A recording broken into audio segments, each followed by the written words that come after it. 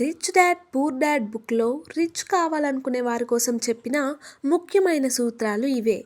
మనలో చాలామందికి ఆసక్తికరమైన అలాగే ఆలోచింపచేసే బుక్స్ అంటే ఇష్టం ఉండే ఉంటుంది. మరి ఒక కథలోనే మనం మునిగి జీవితాన్ని ఒక బుక్ ద్వారా నేర్చుకోగలిగితే ఇంకెంత బాగుంటుంది.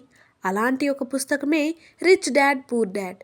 మనలో చాలామంది ఈ బుక్ గురించి తెలుసుకొని లేదా కనీసం ఈ బుక్ పేరు వినైనా ఉంటారు. ఈ బుక్ని రాబర్ట్ కియోసకి అనే ఒక జాపనీస్ అమెరికన్ రాయడం జరిగింది.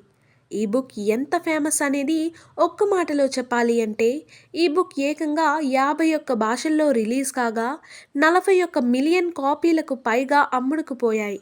మరి ఇలాంటి ఒక బుక్లోని కథ ద్వారా రైటర్ రిచ్ కావాలనుకునే ఎలాంటి ముఖ్యమైన సూత్రాలు తెలియచేశాడో తెలుసుకోవాలి అనుకుంటే కింద డిస్క్రిప్షన్లో దానికి సంబంధించి ఇచ్చిన ఫుల్ వీడియో లింక్ని ఓపెన్ చేసేయండి.